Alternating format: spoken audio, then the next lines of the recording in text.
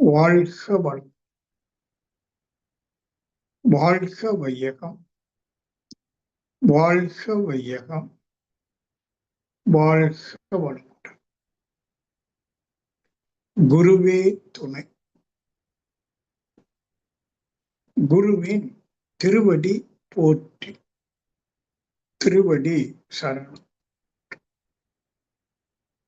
அன்பர்கள் அனைவருக்கும் என்னுடைய இனிய வணக்கத்தினையும் அன்பான வாழ்த்துக்களையும் தெரிவித்துக் கொள்வதில் மகிழ்ச்சி அடைகின்றேன். தொடர்ந்து இந்த அடிப்படை பயிற்சிகளில் நீங்கள் ஒவ்வொருவரும் உங்களை ஈடுபடுத்தி வருவதை அறியும் போது மிக்க மகிழ்ச்சி. ஆனா எப்போதும் சொல்வது போல பயிற்சியில கலந்து கொள்வது எளிது. ஆனா என்ன பயின்று கொண்டோமோ அதன்படி வாழ்வது அல்லது புரிவது சற்று கடினம்தான். இந்த பழக்க தோஷம்னு ஒண்ணு இருக்குல்ல, அது விடாது. இப்போ பயிற்சிங்கிற போது உங்களுக்கு உடற்பயிற்சி சீராக சொல்லி கொடுக்குறாங்க. நிச்சயமா எல்லாருக்கும் உடற்பயிற்சி வேணும், இல்லைன்னா உடல் கெட்டு போயிடும். அது மாதிரி சில பல தியான பயிற்சி, மூச்சு பயிற்சி, தியானம். தியானம் எதுக்குன்னு கேட்டீங்கன்னா, அலைகிற சிதறுகிற மனதை ஒருமுகப்படுத்துவதற்கு கான்சன்ட்ரேஷன் என்று சொல்றோம். பொதுவாக மனம் என்பது டைவர்ஷன் அல்லது ரெஃப்ராக்ஷன் என்று சொல்லுவோம். சிதறுது இப்படிட்டு சொல்லும் இல்லையா, படி ஒழுங்கா கவனம் சிதற வேண்டாம். கவனம் சிதறுது, எல்லாருடைய கவனமும் சிதறும். யாராவது அப்படி போனா உடனே அங்க பார்த்துருவோம். அப்போ அந்த மனம் அந்த கவனம் என்பது சிதறக்கூடியது, அதனுடைய இயல்பு, சிதறதான் செய்யும். ஆனா அப்படி சிதறும் போது என்ன ஆகுதுன்னா, அது வீக்காகும், சோர்வடை, அதனுடைய ஆற்றல் குறையும். இப்போ உதாரணமா சூரியன்ல இருந்து வெப்பம் வருது, வெளிச்சமும் வருது. இப்போ மதியம் 12 மணி, கொஞ்சம் வெளியில வெயில குடம் பிடிக்காம போக முடியும், ஓரளவு அந்த சூடை தாங்கிக்கணும். அந்த சூரியன்ல இருந்து கதிர்கள் சிதறி வருது, அப்படிதானே? ரெஃப்ராக்ஷன், சிதறி வருது. ஒரு கான்கேவ் லென்ஸ், அதாவது சொல்ல குவியாடிய அப்படி பிடிச்சிட்டு கீழே ஒரு பேப்பர் துண்டோ வைக்கப்புள்ளோ போட்டீங்கன்னா தீப்பற்றி ஏறி. அங்கே நடக்கிற விஞ்ஞானம் என்னன்னா, சிதறி வரக்கூடிய அந்த வெப்ப மிகுந்த கதிர் குவியும் போது அதனுடைய டெம்பரேச்சர் அதிகமாகுது, தீயே வந்துடும். பாருங்க, என்ன புரிஞ்சுக்கிட்டோம்? சிதறி வரக்கூடிய ஒரு சக்தியை குவிய வைத்தால் சக்தி பன்மடங்கு பெருகும். ஆமா, எல்லாருக்கும் தெரியும். இப்போ நம்ம மனசு என்ன ஆகுது? கவனம் சிதறுது. அப்ப சிதறும் போது அதனுடைய சக்தி குறையும், மனோசக்தி குறையும். குய வச்சிங்கன்னா மனோசக்தி அதிகரிக்கும்.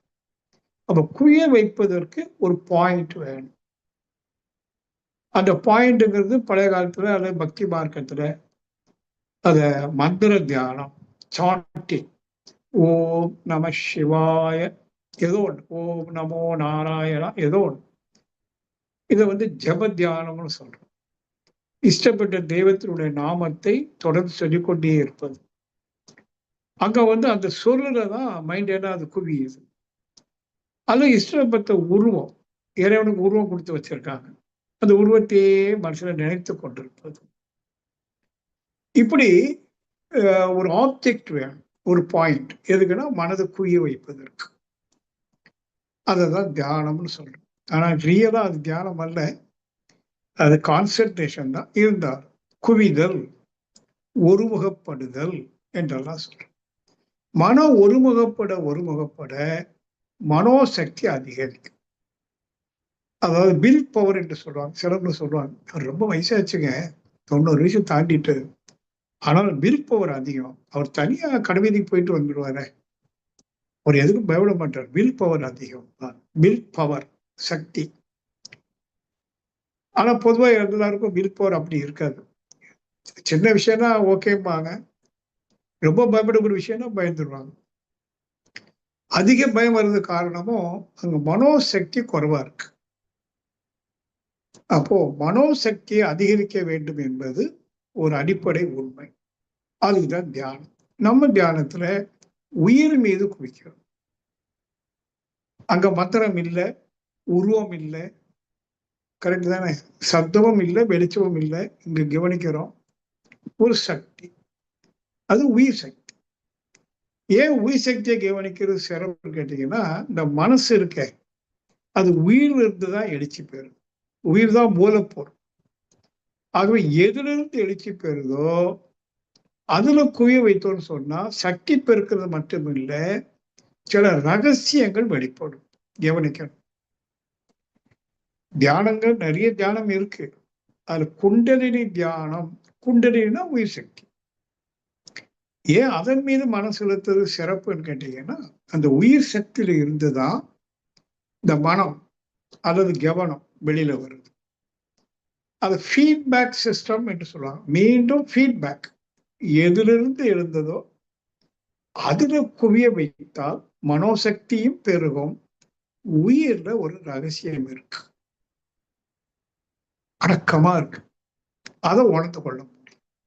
எப்போ உயிர் ரகசியத்தை ஒருவன் உணர்ந்து அறிகிறானோ அவன் தான் ஞானி. அவன் முக்காலமும் அறிந்திருப்பான். திரிகால ஞானின்னு சொல்லுவாங்க. அப்படி என்ன சார் அங்க இருக்கு ரகசியம் அப்படின்னா, நீங்க ஒரு வார்த்தை கேள்விப்பட்டிருப்பீங்க, அகம் பிரம்மாஸ்மி. பிரம்மாஸ்மின்னா பிரம்மம்னா தெய்வம், தெய்வீகம். அகம் பிரம்மாஸ்மி. இது இந்திய நாட்டு வேதத்துல ஒரு வார்த்தை. பைபிள்ல ஒரு வார்த்தை இருக்கு. அது சொல்றதுல நானே சத்தியமாய், சத்தியம்னா ட்ரூத், மெய்ப்பொருள் வைத்துக்கொள்ளும். தமிழ்ல சுத்தமான பொருள் மெய்ப்பொருள். நான் மெய்ப்பொருள், அதாவது இறைவன். இயேசு உணர்ந்து சொல்றார், நானே ஜீவனுமாய், ஜீவன்னா உயிர், நானே வழியுமாய் இருக்கிறேன். என்ன அர்த்தம்? இந்த உயிர் இருக்கு பார்த்தீங்களா, ஜீவன், ஜீவனாக இருப்பது இறைவன்.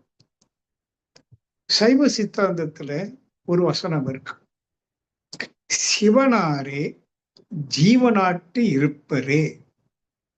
சிவனாரே ஜீவனாக இருப்பதே. பைபிள் சொல்றது நானே ஜீவனமா இருக்கு, நானே இறைவன். அப்படி ஒண்ணு புரிந்து கொள்ளுங்க. நம்ம உடல்ல இருக்கிற உயிர் இருக்குல்ல, ஏதோ உயிர் அல்ல, அது இறை சக்தி, டிவைன் எனர்ஜி. ஒவ்வொரு அணுக்கு உள்ளேயும் அவன், அவன்னா இறைவன். அவனின்றி அணுவும் அசையாது. அப்போ வெளியில ஒண்ணு இருக்கு, உள்ள ஒண்ணு இருக்கு. வெளியில பார்த்து தோற்றம், உள்ள இருப்பது என்னன்னா தெய்வம். அகம் பிரம்மாஸ்மி. நல்லா புரியணும். இப்ப நான் இருக்கிறேன், ஏன்னா நீங்க இப்ப பாக்குறீங்க. என்ன பாக்குறீங்க? என்னுடைய புற தோற்றத்தை பாக்குறீங்க. என்னுடைய அகம் இருக்க அது தெய்வம்.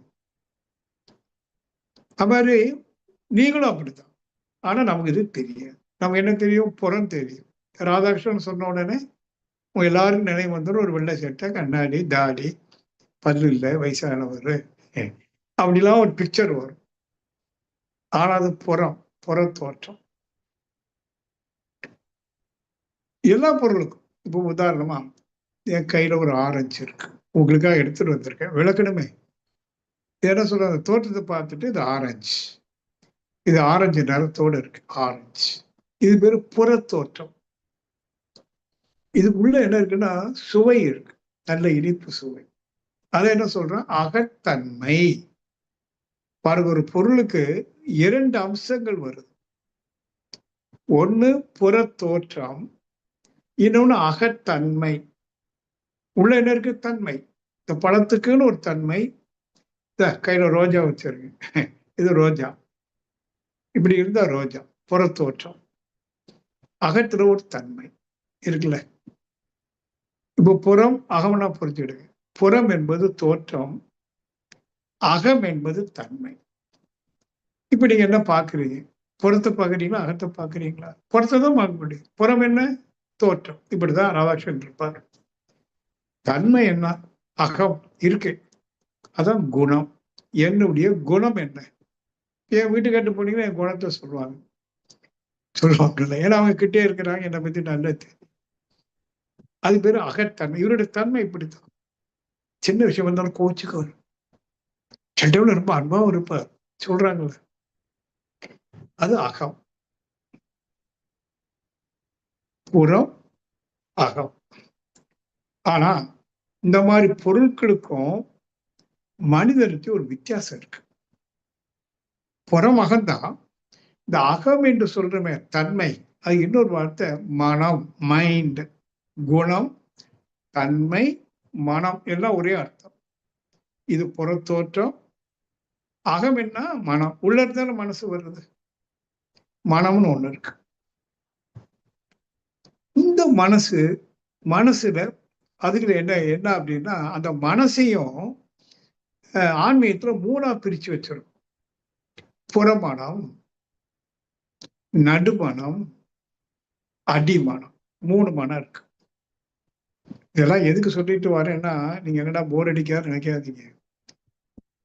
முதல்ல சொன்னேன், அகம் பிரம்மம்னு சொன்னேன். உள்ளுக்கு தெய்வம் இருக்கு, உயிருக்கு மையத்துல தெய்வம் இருக்குன்னு உணர்ந்தவங்க சொல்லிட்டு வராங்க ஞானிகள். அப்போ உண்மையில நான் யாருன்னா இறைவன், நீங்களா யாருன்னா இறைவன். ஆனா அந்த இறைவனுடைய தன்மை வெளிப்படலை. எது வெளிப்படுது? என்னுடைய குணம் தான் வெளிப்படுது. அப்ப என்னிடம் அல்லது உங்களிடம் 3 பாகம் இருக்கு. உடல் என்ற புறத்தோற்றம், மனம் என்ற ஒரு அகம், அந்த மனதுக்கு கீழே உள்ள பார்த்தீங்கன்னா இறைவன். மனித தோற்றம், குணம் ஒண்ணு அல்லது மனம், அப்புறம் தெய்வம். அகம், பிரம்மம், தெய்வம். 3 அம்சம் இருக்கு. அப்போ ரோஜாவுக்கும் 3 இருக்கா? புறம்னா தோற்றம், அகம்னா வாசனை, அதுக்குள்ள வேற ஏதாவது இருக்கா? இருக்கு. இறைவன் இருக்கிறான். எல்லா பொருளும் இறைவனுடைய வெளிப்பாடு. ஞான மார்க்கத்துல இதுதான் சொல்ல வராங்க. பக்தி மார்க்கத்துல அந்த அளவுக்கு சொல்ல மாட்டாங்க. இருந்தாலும் ஆங்காங்கே சொல்வதும் உண்டு. அப்போ ஒவ்வொரு பொருளிலும் 3 அம்சம் பார்க்கிறோம். இது என்ன? தோற்றம், சாப்பிட்றோம், சுவையா இருக்கு, தன்மை. இந்த 2 தான் தெரியும். ஆனா ரொம்ப ரகசியமா இதுக்குள்ள 3வது நிலையில தெய்வம் இருக்கு. சரி, இதை எடுத்து ஆராய்ச்சி பண்ண முடியாது. இப்ப இதை எடுத்து ஆராய்ச்சி பண்ற இடத்துல விஞ்ஞானிகள் என்ன பண்றாங்க? புறப்பொருள் எடுத்து ஆராய்ச்சி பண்ணி அணுக்களின் கூட்டுன்னு சொல்லுவாங்க. அவன் அந்த சுவையை தாண்டி உள்ள போறான். விஞ்ஞானி எப்படி போறான்? இதை பிரிச்சு, தோற்றத்தை பிரிச்சு, எல்லாத்தையும் பிரிச்சு பிரிச்சு கடைசியில் அணுக்குள்ள போயிட்டான். அணுவையும் பிரிச்சுட்டான். எலக்ட்ரான், புரோட்டான், நியூட்ரான் சொல்றான்ல. அப்ப பிரிச்சு பிரிச்சு போறான் பாருங்க. இப்ப அண்மையில் அவன் பிரித்து, அவனும் இந்த விஞ்ஞானியும் பிரிச்சிருக்காங்க. பிரிச்சுட்டு மேற்கொண்டு பிரிக்க முடியாத ஒரு துகளுக்கு வராங்க. அதுக்கு இறை துகள்னு பேரு அல்லது மீட்துகள்னு பேரு. அதை மேற்கொண்டு பிரிக்க முடியாது. அப்போ இந்த ஆரஞ்சு பழம் கோடிக்கணக்கான விண் துகள்களால் ஆனது. அப்ப புறத்தோற்றம் இப்படி, உள்ள ஊடுருவி போகும்போது என்னன்னா விண் துகள் அதாவது பரம அணுக்களால் ஆனது. இது விஞ்ஞானம் கண்டுபிடிச்சிருச்சு. அது நிறைய நிறுவனம்லாம் இருக்கு. பல காலத்துல விஞ்ஞானிகளும் கண்டுபிடிச்சாங்க. கரெக்டா. இன்னும் கேளுங்க. இந்த வீண்துகள் என்ன பண்ணிட்டு இருக்கு? சுத்திக்கிட்டு, தன்னைத்தானே சுத்திட்டு ஓடிட்டு இருக்கு. அப்படி பாத்தீங்கன்னா இது ஒரு ஆரஞ்சு பழம் அல்ல. கோடிக்கணக்கான வீண் துகள்கள், 1, 2 இல்ல, கோடிக்கணக்கான, பல கோடிக்கணக்கான வீண் துகள்கள் இதுக்குள்ள தன்னைத்தானே சுற்றி கொண்டு ஓடிக்கொண்டு இருக்கு. அப்ப நல்லா கவனிக்கணும். அப்படி சுற்றி ஓடணுமானா ஒரு தோளுக்கு இன்னொருத்துக்கு இடையில வெளியே இருக்கணும். இடம், காலி இடம் இருக்கணும். ஸ்பேஸ் என்று சொல்றேன் இருக்கு. இப்ப பாருங்க, இந்த பழத்துல என்ன இருக்கு? உள்ள வெளி, அதாவது இடைவெளியும் கோடிக்கணக்கான விண்துகள் இருக்கு. அந்த இடைவெளின்னு சொன்ன பாருங்க, அதுக்கு அப்புறம் ஒண்ணும் இல்லை. அதுதான் இந்த பழத்தினுடைய மூல நிலை. உண்மையிலேயே தெய்வம்னா என்னன்னா அந்த வெளிதான் தெய்வம். இது நீங்க சைவ சித்தாந்தத்துல ஆழமா போனா அது இருக்கு. ஆனா எல்லாரும் அதை பத்தி சொல்ல மாட்டாங்க. ஒரு பொருள் என்றால் புறத்தோற்றம், அகத்துல என்ன இருக்கு? சுவை அல்லது வாசனை இருக்கு. அதையும் தாண்டி பார்த்தீங்கன்னா, கண்ணுக்கு தெரியாத மிக மிக சிறிய துகள், வீண் துகள் இருக்கு. கோடிக்கணக்கான இருக்கு, சுத்தி ஓடிட்டு இருக்கு. ஒரு விண்துகளுக்கு இடையில ஒரு வெளி இருக்கு. அதையும் யாரும் கண்டுபிடிச்சிருச்சு. அது பிளாக் மேட்டர்னு பேர், கரும்பொருள். அந்த பிளாக் மேட்டர் சொல்ற வெளி இருக்குல்ல, அதுல இருந்துதான் அந்த விண் தோன்றி விண்ணெல்லாம் இணைந்து ஒரு பழமா வடிவெடுக்கு. அப்ப இந்த பழத்தோட மூலம் என்ன? வெளி. வெளிதான் அகம். சரியா? அப்ப இதுக்குள்ள வெளி இருக்கு. இந்த பழத்துக்கு இந்த பக்கம் வெளியில வாங்க, காற்று இருக்கு. காற்று எதோட ஆனது? விண்துகள். அதுக்குள்ளேயும் வெளி இருக்கு. இந்த பக்கம் ரோஜா இருக்கு. இதுக்குள்ள என்ன இருக்கு? வெளி இருக்கு. அப்ப இதுக்குள்ள இருக்கிற வெளி, காற்றுல இருக்கிற வெளி, இந்த மலர்ல இருக்கிற வெளி, என் உடல்ல இருக்கிற வெளி, எல்லா வெளியும் ஒன்னா இணைஞ்சுதான் இருக்கும். அதை பிரிக்க முடியாது. அதுக்கு பேரு ஏகம். இப்ப 3 வருது. இது புறம். அகத்துல என்ன இருக்கு? சுவை இருக்கு, விண்துகள் இருக்கு. அதுக்கும் உள்ள என்ன இருக்கு? வெளி இருக்கு. அந்த வெளி இந்த பழத்தை எல்லை கட்டி இருக்கான்னு கேட்டீங்கன்னா இல்லை. இந்த தோற்றம் எல்லைக்கு உட்பட்டது. கோடிக்கணக்கான விண்துகள்கள் இந்த எல்லைக்கு உட்பட்டு சுழன்று இயங்குது. அந்த சுவையும் உள்ளதான் இருக்கு. எல்லாமே எல்லைக்கு உட்பட்டு இருக்கு. ஆனா உள்ளுகிற வெளி இருக்குல்ல, அந்த வெளிக்கு எல்லை இல்லை. ஏன்னா அந்த வெளியும் இந்த பக்கம் காற்று மண்டலத்தில் இருக்கிற வெளியும் இணைஞ்சு இப்படியே போனீங்கன்னா பிரபஞ்சம் முழுவதும், பிரபஞ்சம் எவ்வளவு பெருசுன்னு யாராலையும் சொல்ல முடியாது. அந்த பிரபஞ்சம் முழுவதும் இருக்கிற வெளியும் பிரபஞ்சம் கடந்து போகிற வெளியும் ஒரே வெளி. அது எல்லையற்றது. அது ஆன்மீகத்தில் என்ன சொல்றோம்? சுத்த வெளி, எட்டர்னல் ஸ்பேஸ், எல்லையற்ற வெளி. அப்ப எல்லையற்ற ஒன்றுக்கு என்ன பேர் வைக்கிறோம்? ஏகம். இறைவனுக்கு ஏகாம்பரன் ஒரு பேர் உண்டு, கேள்விப்பட்டிருக்கீங்களா? ஆதியும் அந்தமும் இல்லா ஏகாம்பரனே. அப்ப இறைவன்னா யாரு? இப்ப நம்ம சிலையில பாக்குறோமே ஒரு எல்லைக்கு உட்பட்டு, அது வரல. சிலபுர சௌரியத்துக்காக நம்ம விருப்பத்துக்கு ஏற்றவாறு இறைவனை எந்த உருவத்திலையும் கற்பனை பண்ணலாம், எந்த பேரிட்டும் அழைக்கலாம். கண்ணன்னு கூப்பிட்டாலும் சரி, முருகான்னு கூப்பிட்டாலும் சரி, சிவன்னு கூப்பிட்டாலும் சரி, கர்த்தான்னு கூப்பிட்டாலும் சரி, அல்லான்னு கூப்பிட்டாலும் சரி, எல்லாம் ஒரே பொருளை தான் குறிக்குது, மெய்ப்பொருள். ஆனா அவங்கவுங்க சௌரியத்துக்கு வச்சுக்கிட்டோம். அப்ப எது தெய்வம் என்றால், ஒவ்வொரு பொருளுக்கும் மூலப்பொருள் ஒண்ணு இருக்குல்ல. இந்த பொருள் தோன்றுவதற்கு மூலமாக இருந்த காரணி, அந்த மூலப்பொருள் தான் இறைவன். இப்ப எது மூலப்பொருள்னு பார்க்கிற போது அந்த எல்லையற்ற வெளி, ஏகம், ஆதி அந்தம் இல்லா ஏகாம்பரனே. இறைவனுக்கு ஏகாம்பரன் ஒரு பேர். ஏகாதிபதி, ஏகத்துக்கும் அதிபதி இறைவன். அப்ப 3 பார்க்கிறோம். ஒரு பொருள் எடுத்துக்கிட்டா புறம், அகம், ஏகம். அப்படின்னா உங்களை நீங்க எடுத்துக்கிடுங்க. கண்ணாடியில் போய் பார்க்கிற போது உங்க உருவத்தை பார்க்குறீங்க. இப்ப என்ன பார்க்குறீங்க? உருவத்தை பார்க்குறீங்க. எனக்கு ஒரு அகம் இருக்கு, அதான் மனம்னு சொல்றோம். எனக்குள்ள ஒரு ஏகமும் இருக்கு. அது எங்க இருக்குன்னா மனதுக்குள்ளேயே இருக்கு, உயிருக்குள்ளேயே இருக்கு. அப்போ மனசை என்ன பண்றோம்? உயிருக்குள்ள வச்சு தியானிக்கிற போது, உயிர் என்றால் விண், அவனின்றி அணுவும் அசையாது. அப்ப விண் துகள் அசையுது சொல்லுதுன்னா அவரோட மையத்துல அவன் இருக்கான். எவன்? முருகன் அல்ல, கிருஷ்ணன் அல்ல, அவன் என்றால் ஏகாம்பரன். இப்ப பாருங்க, உங்களை ஒரு இடத்துக்கு கூட்டிட்டு போறேன். நம்ம இதுவரைக்கும் பழக்கத்துல சொல்லி வந்த நாமத்தை கடந்து ஒரு பொதுவான நாமத்தை சூட்டுறோம். ஏகாம்பரன், முழு முதற் பொருள்.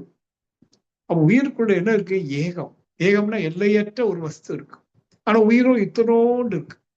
விண்துகள் அதை கண்ணால பார்க்க முடியாது இல்லையா? அப்ப அதுக்குள்ள போனீங்கன்னா சின்னதா தானே இருக்கணும். உள்ள போக போக சின்னதுதான். அது பேரு நுண்ணியன். இறைவனுக்கு இன்னொரு பேர் இருக்கு. ஏகாம்பரன் மட்டும் இல்லை, நுண்ணியன். நுணுகி நுணுகி நுணுகி மேற்கொண்டு நுணுக முடியாத அளவுக்கு உள்ள இருக்கலாம். அந்த நுண்ணி எடுத்துக்கிட்டு போகிற போது உணர்வின் மூலமா நீங்க ஏகம்பரமா ஆயிருவீங்க. ஏகம் பரம்பொருள். நீங்க இறைவனா மாறிடுவீங்க. அப்ப ஏன் குண்டலினி தியானத்துக்கு சிறப்புன்னா, குண்டலினி தியானத்தின் மூலமாகத்தான் இறைவனை, அதாவது எல்லையற்ற பரம்பொருள் சுத்த வெளியே உணர முடியும். உணர்ந்த பிறகு தன்னுடைய தெய்வீகம் அவனுக்கு தெரிஞ்சு போயிடுது. ஆக நீங்க அடிப்படையில் என்ன புரிந்து கொள்ளணும், இந்த குண்டலினி தியானம் எதுக்கு செய்யறோம்? உண்மையில் நான் யார்? இந்த உடலா? இந்த உடலா?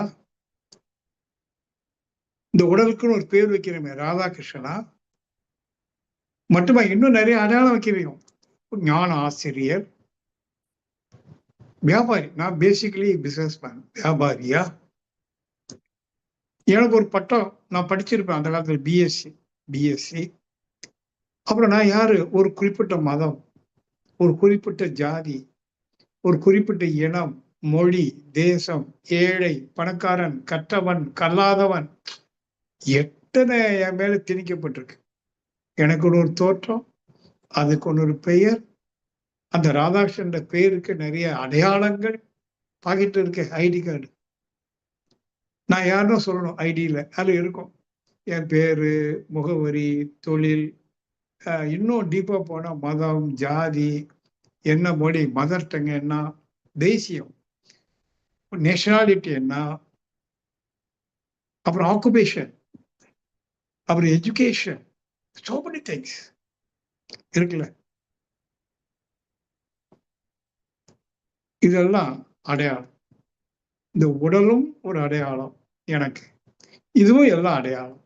ஆனா உண்மையில் வார்த்தை பாருங்க, உண்மைன்னு சொன்னா உள் கூட்டல் மை, சென்டர் கோ.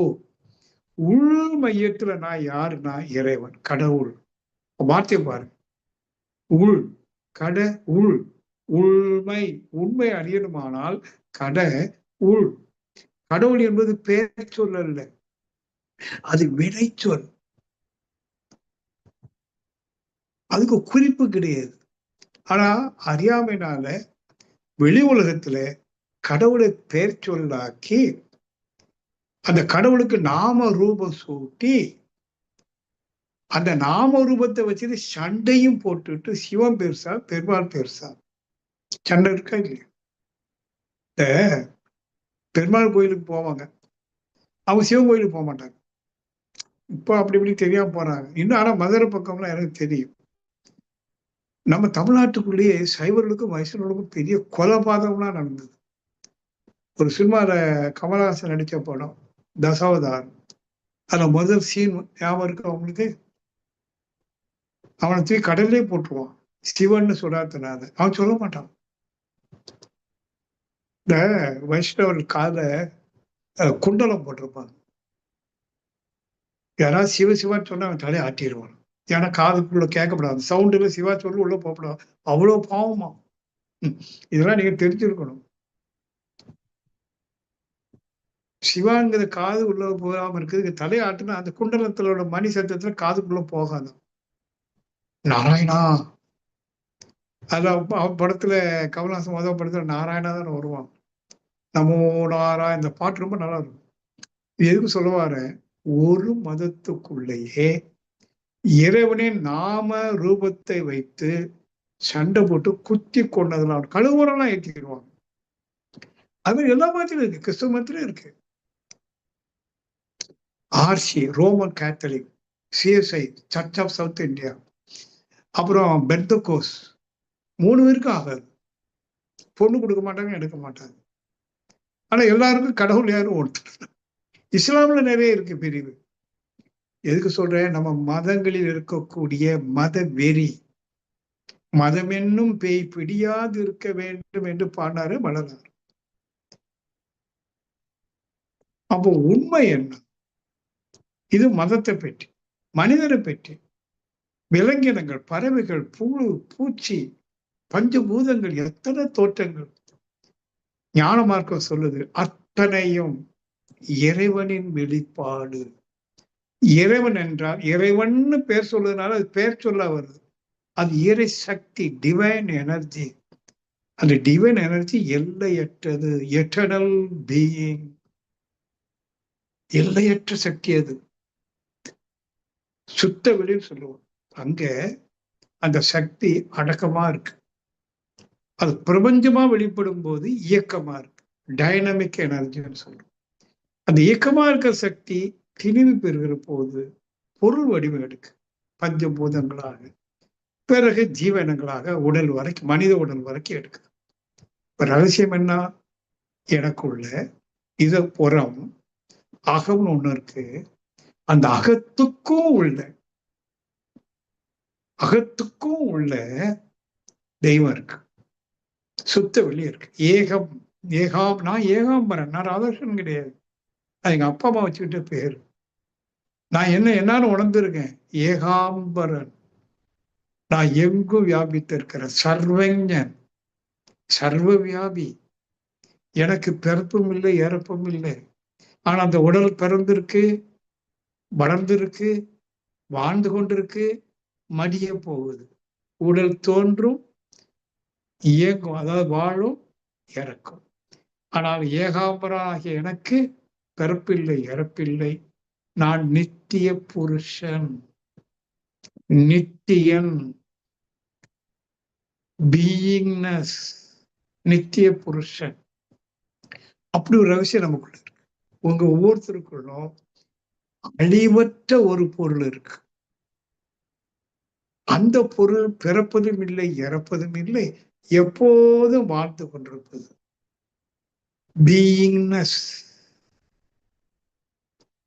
ஆனா நமக்கு பயம் இருக்கு, செத்துருவோமோ. சாமாட்டோம்.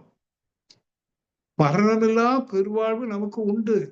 எப்போ அந்த உங்களுக்கு உள்ள அகம்னு சொன்ன அகத்துக்குள்ளே இருக்கிற அந்த உண்மையை உணரும் போது.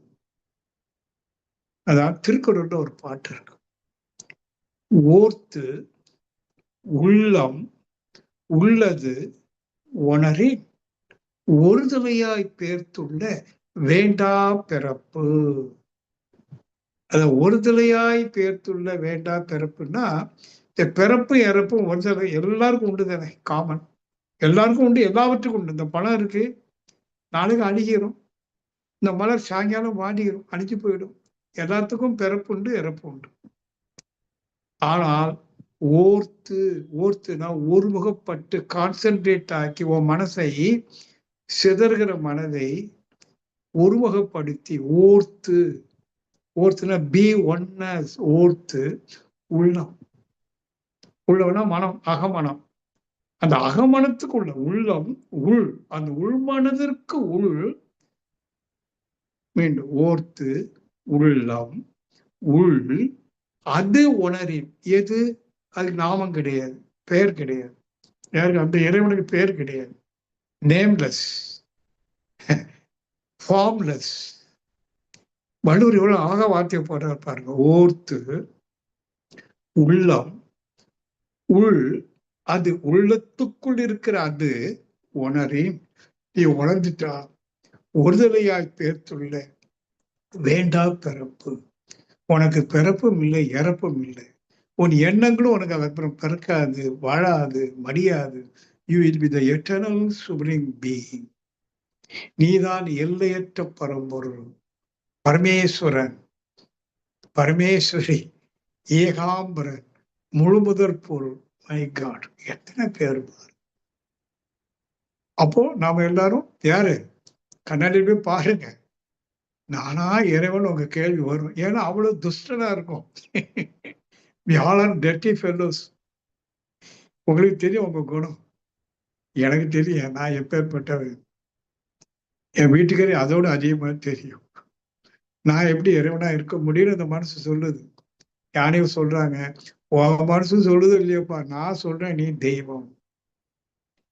இயேசு அதை டிக்ளேர் பண்ணார், தன்னை உணர்ந்துட்டு நான் சத்தியமாய் இருக்கிறேன். சத்தியம்னா என்ன? தெய்வம். நான் ஜீவனமாய் இருக்கிறேன், உயிராக இருக்கிறேன், வழியுமாய் இருக்கிறேன்.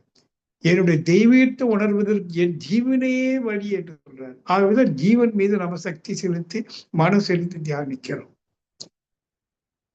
திருமூலர் மந்திரத்துல சொல்லுவாங்க, உள்ளம் பெருங்கோயில், நீ வெளியில பார்க்கிற கோயில் சிறு கோயில், இது உள்ளம் பெருங்கோயில், ஊனுடம்பு ஆலயம்,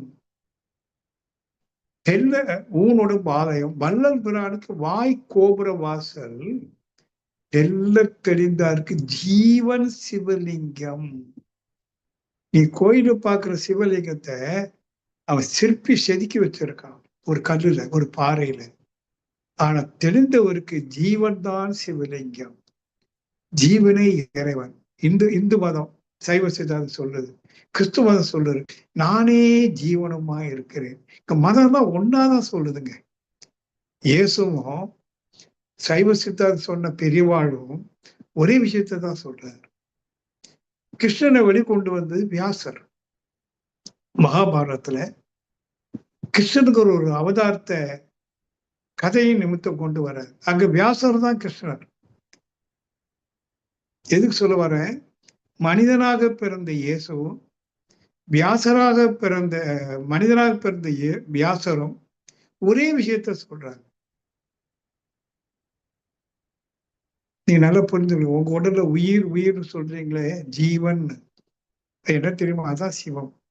தெல்ல தெளிந்தாருக்கு ஜீவன் சிவலிங்கம், கல்ல புலனைந்து காலாமணி விளக்கே.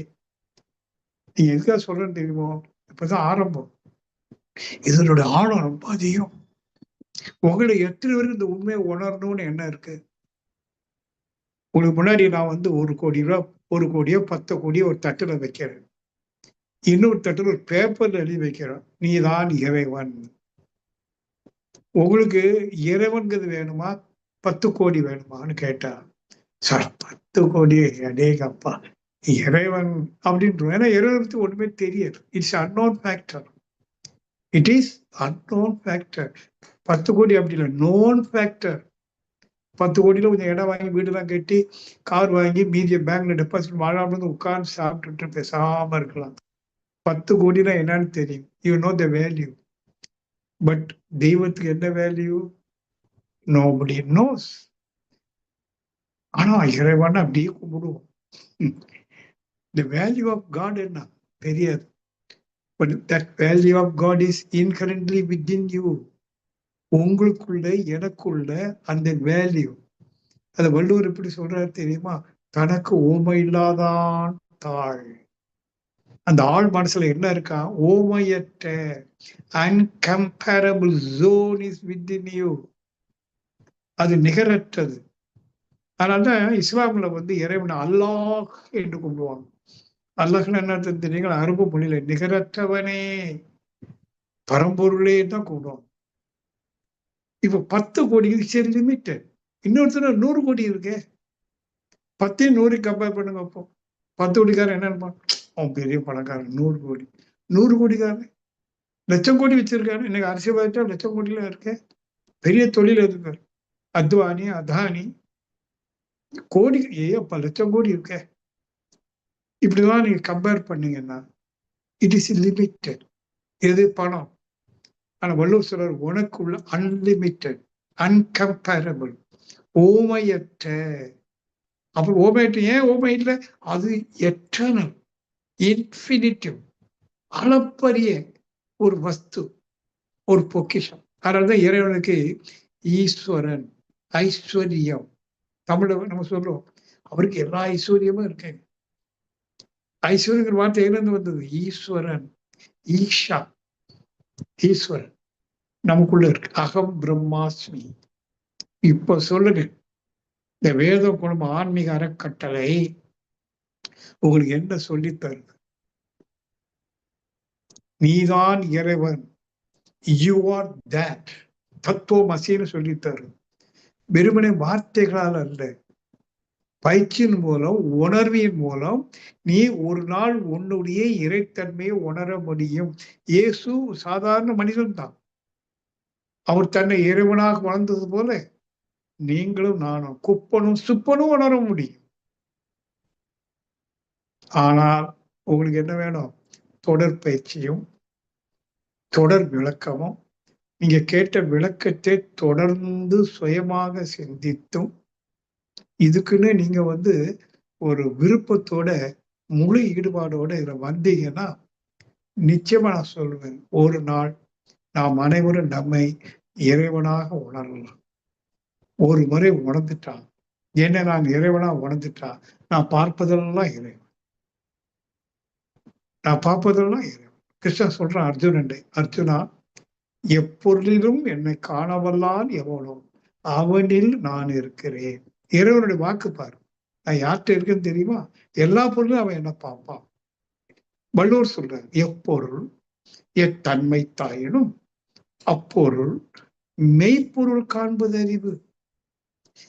எப்பொருள் எத்தன்மை தாய், இது ஆரஞ்சு, இதனுடைய சைஸ் என்ன, தன்மை என்ன, அளவும் தன்மை என்ன, இதனுடைய அளவு என்ன, தன்மை என்ன, வேறு வேறு.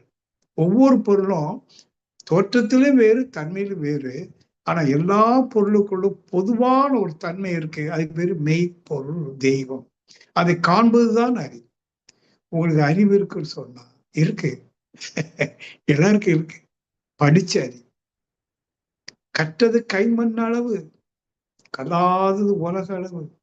உலக அளவுனா தெய்வம், எல்லையற்ற பரம்பொருள், அது கல்லாம இருக்கிறோம். கற்றுக்கொள்ளுங்கள் என்று சொல்றார் ஔவையார்.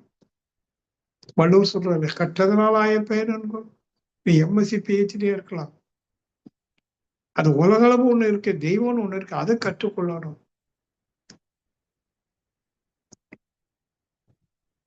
இப்போ சொல்லுங்க, இது ஆரஞ்சா தெய்வம்? ஆரஞ்சா தெய்வம்? உண்மையில் இது தெய்வம். உண்மை, அதாவது உள் மையத்தில் தெய்வம். உண்மை என்ற வார்த்தை இந்த பொய் என்ற வார்த்தையினுடைய எதிர்பார்ப்பு, அந்த உண்மை இல்லை. நம்ம பேச்சுல சொல்றோம்ல, பொய் உண்மை, அது இல்லை. உண்மை என்ற வார்த்தை உள் கூட்டல் மை, சென்டர் கோர். இது ஆரஞ்சு பழத்தின் உள் மையத்துக்குள்ள போனீங்கன்னா தெய்வம். தெய்வமே பொருள் வடிவம் எடுத்திருக்கும். ஆகதான் எப்பொருள் எத்தன்மை தாயினும் அப்பொருள் மெய்ப்பொருள், அது தெய்வம் என்று கண்டு கொண்டால் நீ அறிவில முழுமை அடைந்து விட்டாய், ஞானம் அடைந்து விட்டாய் என்று பொருள். இந்த அளவுக்கு நான் நிறுத்திக் கொள்றேன். 100க்கு 100 உங்களுக்கு புரிஞ்சுதான், நான் புரிய வச்சதான்னு எனக்கு தெரியாது. ஆனால் என்ன சொல்ல வரேன், நீங்க இதெல்லாம் கேட்டு, ஓ இவ்வளவு விஷயம் இருக்கா, நம்ம ஏதோ வெளியில 4 விஷயத்தை தெரிஞ்சுட்டு எனக்கு எல்லாம் தெரியும்னு சொல்லிட்டு இருக்கோமே, இவ்வளவு விஷயங்கள் ரகசியம் எனக்குள்ளேயே இருக்கா? உங்களுக்குள்ள கை வச்சு, எனக்குள்ளேயே அப்படி இருக்கா? என்ன வியப்பு இல்லையா? நீ விஞ்ஞானம் ஓரளவு கண்டுபிடிச்சு கொடுத்துருக்குங்க. ஒரு கப்பு தண்ணி எடுத்தீங்கன்னா அவங்க தண்ணின்னு சொல்ல மாட்டாங்க, H2O. என்ன அப்படி சொல்றேன்னா, 2 ஹைட்ரஜன் அணுவும் 1 ஆக்சிஜன் அணுவும் சேர்ந்தா தண்ணி. அப்போ ரசாயனம், பௌதிகம், அந்த விஞ்ஞானத்துல எல்லாத்தையும் பகுத்து பகுத்து பகுத்து பார்த்து சில பல உண்மைகளை கொண்டு வந்திருக்காங்க இல்லையா? ஒரு பெரிய உண்மை இந்த தற்காலத்துல பாத்தீங்கன்னா, கால தூரம் இல்லைன்னு சொல்லக்கூடிய அளவுக்கு விஞ்ஞானம் வந்துருச்சு. பழைய விஞ்ஞானத்துல காலம் தூரம் உண்டு.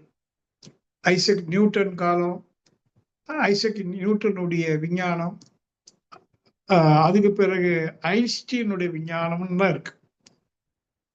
இப்ப தற்கால விஞ்ஞானம் என்னன்னா, அவங்க சொல்லும் போது காலம் தூரம் உண்டு. இப்ப உள்ள விஞ்ஞானம் காலமும் இல்லை, தூரம் இல்லை, கடந்து போகுது விஞ்ஞானம். கையில செல்போன் இருக்கு. அவர் அமெரிக்கால ஃபியூ செகண்ட்ஸ்ல அமெரிக்காவுக்கு போயிட்டோம். அமெரிக்காவோட தூரம் எவ்வளவு? 5-6 வினாடிகள். காலமும் இல்லை, தூரம், நோ டைம் நோ ஸ்பேஸ். இப்படி போகுது விஞ்ஞானம். விஞ்ஞானம் அதையும் கடந்து போயிடுச்சு. 4000, 5000, 10,000 வருஷத்துக்கு முன்னாடி. அதையாங்க நாங்க இப்போ உங்களுக்கு கற்றுத்தரோம். கவனிக்கணும், சாதாரண விஷயம் இல்லை.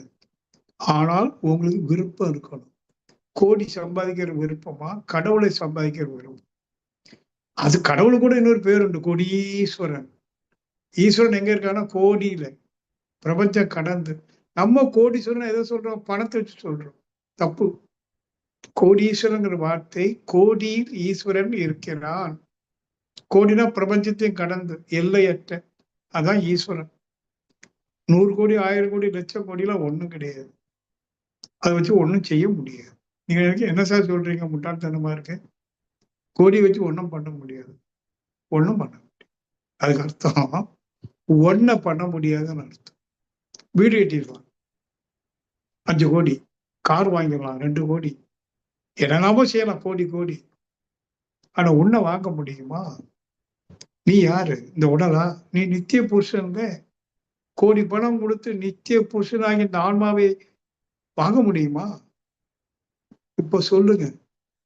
கோடி பணத்தை வச்சு ஒன்னும் செய்ய முடியாது, ஒன்னை செய்ய முடியாது, ஒன்னை உருவாக்க முடியாது. நீ உருவாகி இருக்க. எதனால், யாரால், எப்படி உருவாகினாய், எதற்காக உருவாகினாய்? These are the questions in front of you. You have to find the answer. ஆமாங்க.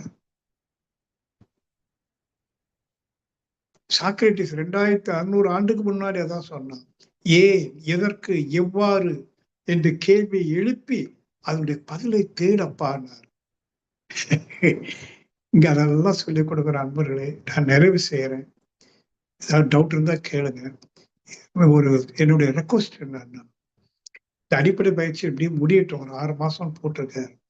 கோயம்புத்தூர்ல நாங்க உருவாக்கி கொண்டிருக்க கிராமத்துல எல்லா மாசமும் அடிப்படை பயிற்சி, நேரடி பயிற்சின்னு 3 நாள் வைக்கிறோம். அப்புறம் அதை தாண்டி சில பற்றை வகுப்புன்னு 3 மாதம், தொடர்ந்து 3 மாதம் வரணும். ஒவ்வொரு மாதம் 3 நாள் 3 நாள், அதுக்கெல்லாம் நீங்க வரணும். கொஞ்சம் செலவாகும். 3 நாள் பயிற்சிக்கு 2500 ரூபா, 3 மாதம் தொடர்ந்து வரும்போது 7500 ரூபா. உணவு, இருப்பிடம், இந்த மாதிரி நிறைய விஷயங்கள்லாம் கேட்கறது. அப்புறம் அதுக்கப்புறம் இன்டென்சிவ் கோர்ஸ். நீங்க நல்ல இன்வால்வ்மெண்டா ஒரு வருஷம் உங்களை தியாகம் பண்ண போனா கூட கொஞ்சம் பணம் செலவானாலும் பரவாயில்ல. ஆபீஸ்ல லீவ் கொடுக்க மாட்டாரா சார்? சம்பளம் இல்லாம லீவ் போடு, தப்பு இல்லை. ஏன்னா நீ எதை அடைய போகிறாய்? உன்னை நீ இறைவனாக சந்திக்க போகிறாய். அதுக்காக தான் ரிப்பீட்டடா உங்களோட ஆழமா நான் சொல்றேன். சரிங்களா? வாழ்க வளமுடன்.